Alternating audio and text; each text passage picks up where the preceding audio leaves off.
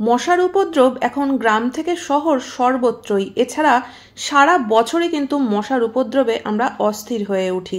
সন্ধে হতে না হতেই কিন্তু দরজা জানলা বন্ধ করে বসে থাকতে হয়, সে গরমকালে যতই গরম লাগুক না কেন দরজা জানলা খোলার কিন্তু উপায় নেই। মশার কামড়ে অস্থির হয়ে তখন কিন্তু আমাদের বাধ্য হয়েই অল আউট বা মশার ধূপ, কয়েল এই ধরনের জিনিস কিনতে হয়। এগুলো আমাদের স্বাস্থ্যের পক্ষে খুবই ক্ষতিকারক, কিন্তু বাধ্য হয়েই কিনতে হয়, কারণ এই মশার কামড় থেকে প্রত্যেক বছরই কিন্তু ডেঙ্গু, ম্যালেরিয়া, চিকুনগুনিয়ার মতো রোগের খবর শোনা যায়। তো বন্ধুরা, আমরা ঘরোয়া পদ্ধতিতেই কিন্তু মশা তাড়াতে পারি, যাতে করে আমাদের শরীরের কোনো রকম কোনো ক্ষতিও হবে না। বা পরিবারে যদি কারোর শ্বাসকষ্টের সমস্যা থাকে, এই পদ্ধতিতে কিন্তু শ্বাসকষ্ট হওয়ারও কোনো রকম কোনো সম্ভাবনা নেই, অথচ আমরা আমাদের ঘরকে কিন্তু একদম মশা মুক্ত রাখতে পারবো। তো বন্ধুরা, তার জন্য যে যে জিনিসগুলো আমাদের প্রয়োজন প্রত্যেকটা জিনিসই কিন্তু আমরা ঘরেই পেয়ে যাব। মশা তাড়ানোর এই পদ্ধতিটা বন্ধুরা যদি তোমাদের ভালো লাগে তাহলে অবশ্যই লাইক কমেন্ট করে জানিও, আর অবশ্যই চ্যানেলটিকে সাবস্ক্রাইব করে নিও। প্রতিদিন সন্ধেবেলা আমরা ধূপ ধুনো তো দিয়েই থাকি, আর এই গন্ধে কিন্তু মনটাও ভালো হয়ে যায়, পুরো ঘরটা কিন্তু একটা পবিত্র পবিত্র লাগে। তো আজকে মশা তাড়ানোর জন্য আমরা ঘরোয়া কয়েকটা জিনিস ব্যবহার করব, আর তার সাথে প্রয়োজন হবে ধুনোচি। তো দেখো, এখানে আমি 3টে তেজপাতা নিয়ে নিয়েছি, যেটা কিন্তু আমাদের প্রত্যেকের রান্নাঘরেই থাকে। তবে তেজপাতাগুলো একটু ফ্রেশ নিতে হবে। ফ্রেশ বলতে অনেক দিনের পুরনো তেজপাতা নিলে কিন্তু হবে না। নতুন যে তেজপাতা, যার ঝাঁঝটা এখনো ভালো রয়েছে, এরকম দেখে 3-4টে তেজপাতা নিয়ে নিতে পারো।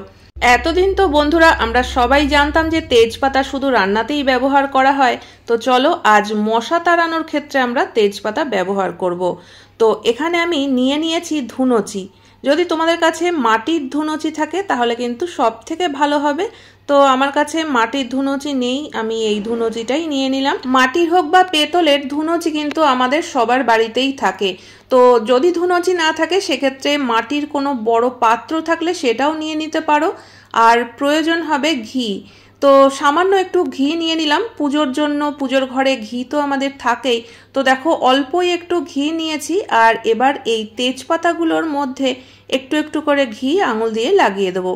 তো তেজপাতার সামনের পিঠ, পেছনের পিঠ সব জায়গায় কিন্তু ভালোভাবে ঘিটা লাগিয়ে দিতে হবে। আর এর মধ্যে বন্ধুরা আমরা আরও একটা জিনিস দেব, সেটা হচ্ছে কর্পূর। কর্পূরও কিন্তু আমাদের পুজোর ঘরে সবসময়ই থাকে, কারণ যখনই আমরা ধুনো দিই সন্ধেবেলা, ধুনোচিতে একটু কর্পূর দিয়ে তারপরে যদি সব ঘরে ধুনোচিটা ঘুরিয়ে নেওয়া হয়, দেখবে ঘরে কিন্তু সুন্দর একটা গন্ধ হয়, আর বেশ পুজো পুজো বলে মনে হয়। তো এখানে দেখো, আমি 3টে তেজপাতাতেই ঘি লাগিয়ে নিয়েছি, আর এবার তেজপাতাগুলো মাঝখান থেকে একটু টুকরো টুকরো করে দিচ্ছি। তেজপাতাগুলোকে এরকম ছোট ছোট করে টুকরো করে দিলে যখন আমরা জ্বালাবো তখন কিন্তু তেজপাতাগুলো খুব ভালোভাবে পুড়ে যাবে।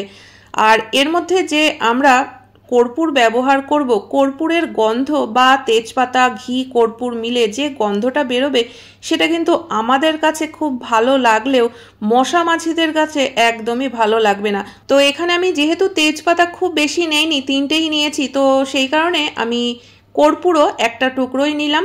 আর এটা কিন্তু হাত দিয়ে চাপ দিলেই গুঁড়ো হয়ে যাবে, আলাদা করে গুঁড়ো করার কোনো প্রয়োজন হবে না। তো কর্পূরটাকে আমি গুঁড়ো করে তেজপাতার উপর থেকে এইভাবে ছড়িয়ে দিলাম। তো এবার দেখো বন্ধুরা, আমি দেশলাই কাঠি দিয়ে এই পাতাগুলোকে ধরিয়ে দিচ্ছি। এই পাতাগুলো যখন জ্বলবে তখনই দেখবে একটা খুব সুন্দর গন্ধ আসবে। আর এবার এই ধুনোচিটাকেই কিন্তু সব ঘরে ঘুরিয়ে নেব। তো এই কাজটা কিন্তু তখনই করব যখন মশার উপদ্রবটা খুব বেশি থাকে। তো এটা কিন্তু সাধারণত সন্ধেবেলার দিকেই মশার উপদ্রবটা বেশি থাকে। তো সেই সময় কিন্তু এই ধুনোচিটাকে ধরিয়ে সব ঘরে ঘুরিয়ে নিতে হবে। তবে এই কাজটা করার আগে দরজা জানলা কিন্তু বন্ধ করে নিতে হবে। দরজা জানলা বন্ধ করার পর তারপরেই কিন্তু এই ধুনোচিটা জ্বালাতে হবে। বন্ধুরা দেখবে, আগুনটা নিভে যাওয়ার পরেও কিন্তু এখান থেকে একটা ধোঁয়া বেরোতে থাকে, আর এর থেকে যে গন্ধটা বেরোবে সেই গন্ধেই কিন্তু মশা মাছি পালানোর পথ পাবে না। তো যতক্ষণ পর্যন্ত এর থেকে ধোঁয়াটাও বেরোচ্ছে ততক্ষণ পর্যন্ত কিন্তু দরজা জানলা বন্ধই রাখতে হবে। ধোঁয়াটা যখন একটু কমে আসবে তখন যদি উপর থেকে আরো একটু কর্পূর গুঁড়ো করে ছড়িয়ে দেওয়া হয় তাহলে দেখবে গন্ধটাও বেশ সুন্দর আসবে, আবারও কিন্তু ধোঁয়াটা উঠতে থাকবে। যখন দেখবে আগুনটা একদমই নিভে গেছে আর একটুও ধোঁয়া উঠছে না, তখন কিন্তু দরজা জানলাটা খুলে দিতে হবে, যাতে ঘরে যেসব মশাগুলো লুকিয়ে ছিল সেগুলো বেরিয়ে যেতে পারে। তো এইভাবে প্রত্যেক দিন সন্ধেবেলা কিন্তু আমরা এই কাজটা করতে পারি, এতে করে ঘরে আর একটাও মশা থাকবে না।